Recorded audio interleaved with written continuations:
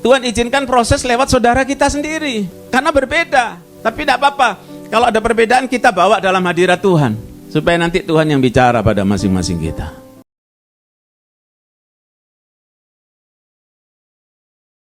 Sekali lagi shalom. Jadi kalau di GB Hongkong ini kami rasa seperti di Tangerang, ya. Jemaatnya on fire semuanya. Wah, haleluya, haleluya. Nah, saya bersama dengan istri dan tim, kami mau mengucapkan selamat ulang tahun yang ke-21 GBI Hongkong. Tuhan Yesus memberkati saudara semua berlimpah-limpah-limpah. Amin. Haleluya. Saudara, saya luar biasa terpukau temanya ini, ya. Unity tanpa sakit hati. Keluar jadi pemenang. Wah, luar biasa. Memang di dunia banyak orang sakit hati, tapi kita enggak. Haleluya. Nah, unity tanpa sakit hati. Memang kalau ada sakit hati enggak bisa unity. Dan orang yang sakit hati tidak bisa jadi pemenang. Padahal hanya pemenang, Wahyu 2 dan 3 katakan hanya pemenang yang masuk surga. Kita semua mau masuk surga. Makanya kita jaga hati supaya tetap unity. Kita buka dulu Efesus 4 ayat yang ketiga. Kita baca Efesus 4 ayat yang ketiga. Mari 1, 2, 3. Dan berusahalah memelihara kesatuan roh oleh ikatan damai sejahtera. Ada kalimat kesatuan roh. Huruf besar rohnya ini, Roh Kudus. Jadi Roh Kudus itu cirinya mempersatukan. Sebaliknya, dalam Galatia 5 ayat 20 itu dikatakan ada perbuatan daging, sifat kedagingan manusia lama kita yang disebut roh pemecah. Curahkanlah kuasa-Mu Tuhan, mujizat terjadi di tempat ini. Curahkanlah kuasa-Mu Tuhan, mujizat terjadi sekarang ini. Haleluya. Nah, kalau ada unity maka ada disunity. Apa itu? Perpecahan. Dan ini dipakai oleh iblis untuk melemahkan satu keluarga, kota atau bangsa. Ya. Dalam Matius 12 ayat 25, Tuhan Yesus yang membongkar strateginya iblis ini. Matius 12 ayat 25. Kita baca 1, 2, 3. Tetapi Yesus mengetahui pikiran mereka, lalu berkata kepada mereka, setiap kerajaan yang terpecah-pecah pasti binasa. Dan setiap kota atau rumah tangga yang terpecah-pecah tidak dapat bertahan. Saudara lihat urutan tingkatannya. Dari rumah tangga, kota, bangsa. Maka kalau mau punya satu bangsa yang kuat, juga gereja yang kuat harus dari rumah tangga. Ya, harus unity. Nah, kemudian kota. Kalau rumah tangga kuat, gereja akan kuat. Gereja kuat, kota akan jadi kuat. Kota kuat, bangsanya jadi kuat. Ya. Nah, sebab itu kita mesti mematahkan semua roh pemecah yang coba iblis susupkan di dalam rumah tangga, keluarga, atau gereja kita, kota kita. Patahkan dalam nama Yesus, roh perpecahan kami hancurkan. Ya. Ada berapa hal yang berkaitan dengan unity. Yang pertama, gembala pembina kita Pak Niko itu sering mengucapkan kalimat ini, bahwa unity adalah kunci utama penuaian. Katakan, kunci utama penuaian adalah unity. 1, 2, 3. Kunci utama penuaian adalah unity. Ya. Jadi unity ini seperti jaring yang kalau dia bagus jaringnya, enggak koyak, enggak lobang, maka ikan-ikan tuaian bisa ditangkap di situ. Tapi kalau pecah, ini ikannya orang Jawa bilang berobos, merucut, ya kan, molos gitu kan, keluar dari jaringnya. Nah, dasarnya Kenapa kita sebut unity adalah kunci utama penuaian? Doa Tuhan Yesus sendiri dalam Yohanes 17 ayat 21. Yohanes 17 ayat 21 dikatakan di sana, udah sama-sama aja lebih. Karena gini, iman timbul dari pendengaran akan firman Tuhan. Jadi sebaiknya kadang dalam hati, tapi kadang kita perlu memperkatakan firman Tuhan sampai telinga kita dengar, itu menimbulkan iman. Ya, menimbulkan pengertian. Yuk kita baca 1, 2, 3. Supaya mereka semua menjadi satu, sama seperti Engkau ya Bapa di dalam aku dan aku di dalam Engkau, agar mereka juga di dalam kita, supaya dunia percaya bahwa Engkaulah yang telah mengutus aku. Jadi kalau kita gereja itu bersatu, dikatakan dunia akan percaya. Kalau orang Kristen berantem, yang di luar bilang, oh kalian kok mau menyatukan kita, oh kalian sendiri berantem. Ya. Nah saudara yang kasih Tuhan, tapi kalau kita ada kasih, ada saling mengampuni, orang kan lihat. Ya, seperti gereja di China.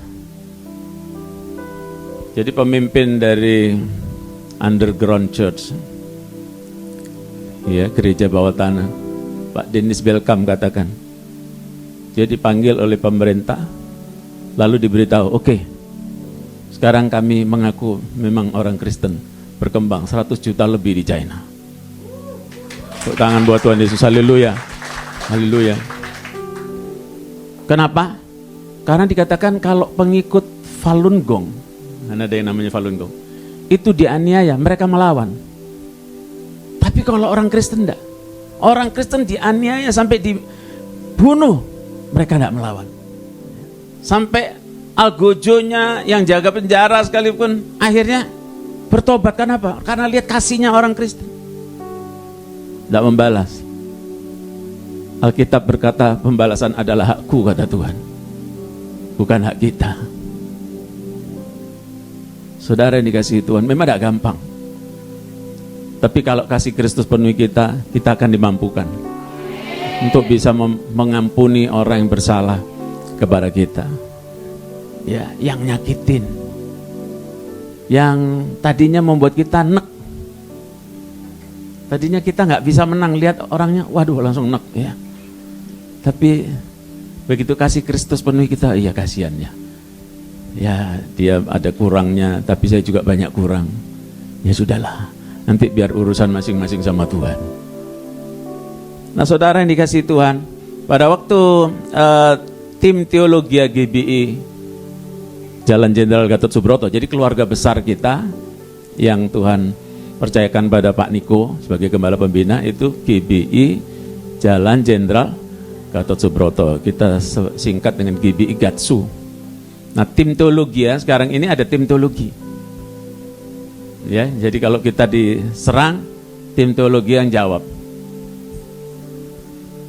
Nah, saudara, ketika mereka menyelidiki tentang Pentakosta pertama di Yerusalem, Kisah Rasul 2 mencatat itu, pencurahan Roh Kudus yang dahsyat. Pentakosta kedua 1906 terjadi di Los Angeles, ya, Azusa Street yang sekarang kita Tuhan percayakan gedung di sana, Azusa Street Prayer Tower. Jadi ada menara doa di Jalan Azusa, ya, karena pakai Z, Azusa, itu bukan susah, Azusa, oke. Nah di Los Angeles, ya, jadi LA. Kalau di Jawa, di Banten juga ada LA, tapi bukan Los Angeles, Labuan Anyer. Ya. Kalau dekat Depok sana ada LA, Lenteng Agung, lain. Ya, ini LA. Nah waktu mereka selidiki, ya, kemudian juga Pentakosta ketiga yang Tuhan curahkan hari-hari ini, maka muncul 3 kata yang akan Tuhan kerjakan 100 tahun yang akan datang kalau Tuhan Yesus belum datang. 3 kata itu, yang pertama jejaring. Coba bilang jejaring atau networking. Nah tadi yang saya jelaskan itu, jaring gak boleh koyak, ya. Yang kedua kerjasama, katakan kerjasama atau collaboration. Ya, di Indonesia kan kolaborasi, kerja sama. Kadang-kadang nggak bisa kerja sama, ya sudah, yang penting sama-sama kerja. Gitu kan?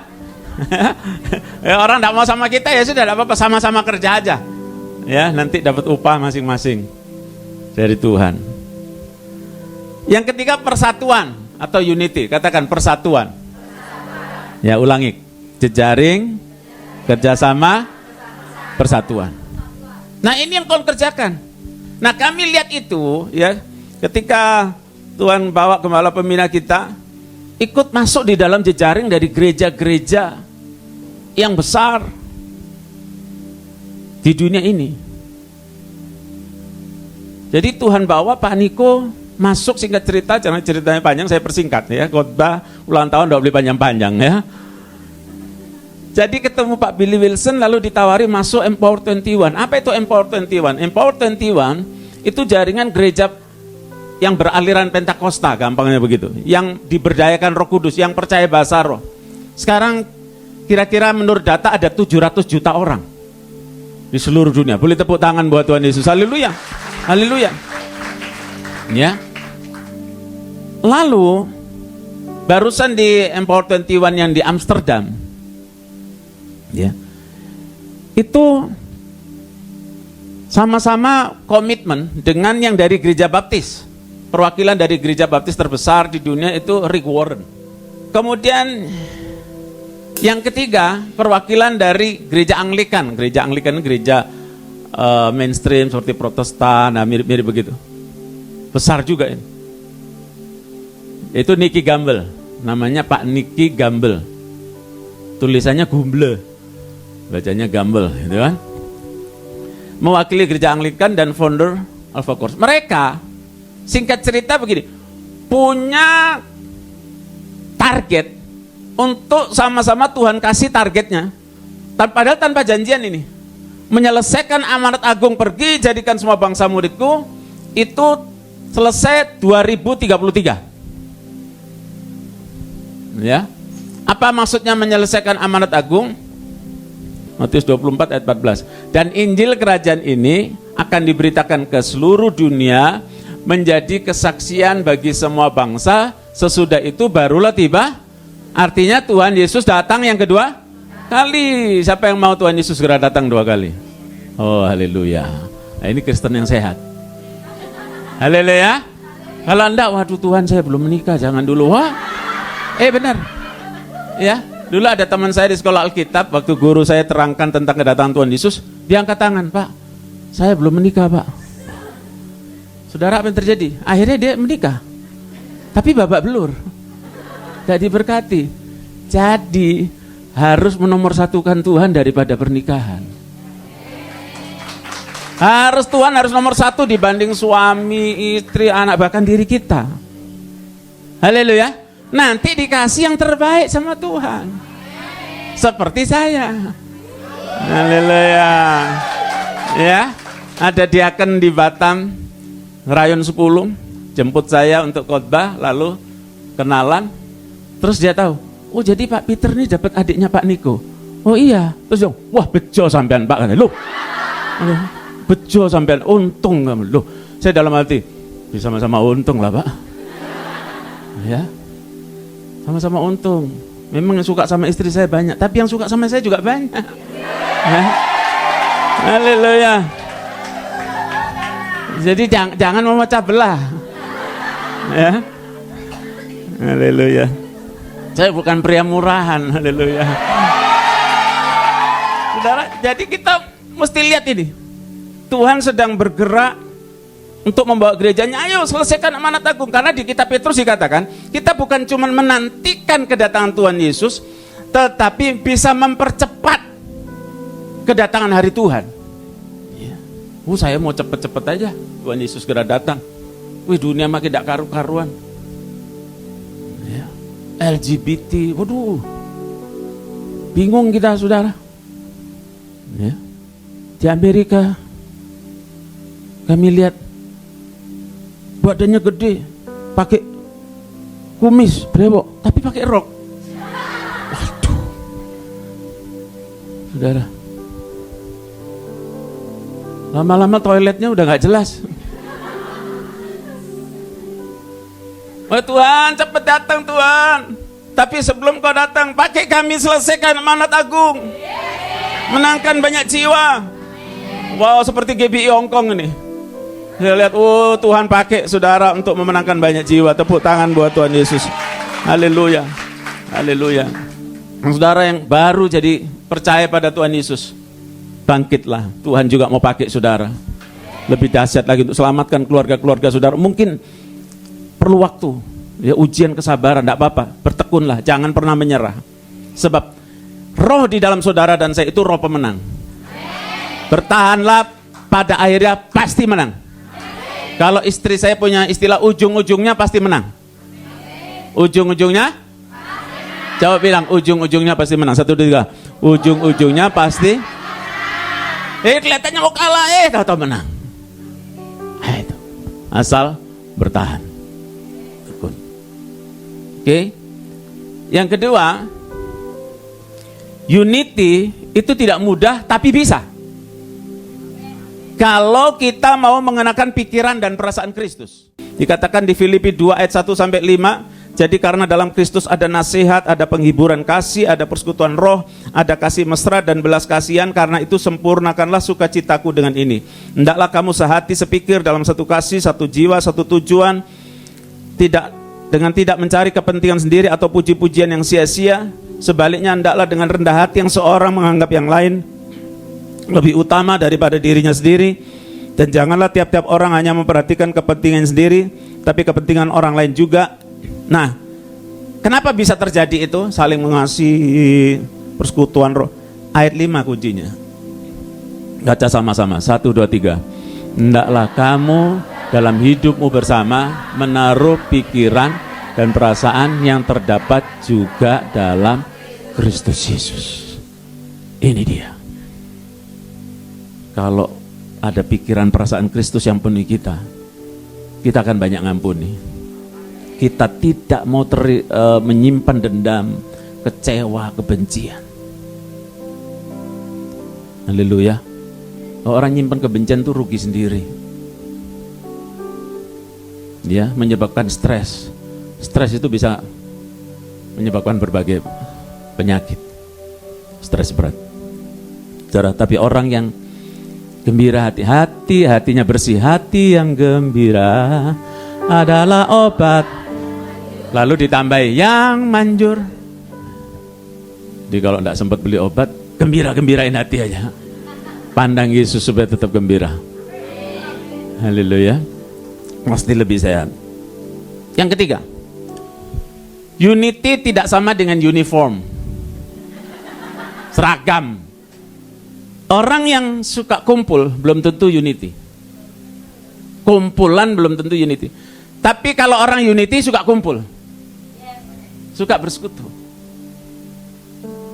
Haleluya. Nah, kenapa unity tidak uniform? Karena kita diciptakan berbeda-beda. Ya, ada pria, ada wanita, ada statusnya beda, latar belakangnya beda. Nah, Amsal 27 ayat 17 katakan, karena perbedaan ini terjadi saling menajamkan. Amsal 27, kita baca 1, 2, 3. Besi menajamkan besi, orang menajamkan sesamanya. Orang mana? Orang dekat. Entah dekat dalam jarak, entah dekat dalam pakai online. Pokoknya yang kita kenal. Ini akan saling menajamkan. Makanya kalau suami istri banyak saling ngampunin, keluarga, anggota gereja, kelompok sel, kul, kita saling mengampuni terus, kita makin tajam, makin dewasa. Ya. Tuhan izinkan proses lewat saudara kita sendiri. Karena berbeda. Tapi tidak apa-apa. Kalau ada perbedaan kita bawa dalam hadirat Tuhan. Supaya nanti Tuhan yang bicara pada masing-masing kita. Saudara lihat, ya, saya sukanya, ini contoh aja, dari dulu tuh makannya ikan dari kecil. Istri saya sukanya ayam. Gara-gara menikah dengan dia, saya jadi sekarang suka ayam. Ya kadang-kadang ikannya. Jadi makin tajam. Suami istri kalau lama kumpul, wajahnya kami lihat makin mirip. Contoh kayak Pak John sama Bu Felicia. Makin mirip. Dulu enggak gini, tapi kok tambah mirip. Cuman beda rambutnya, satu pendek, satu gondrong kan gitu aja.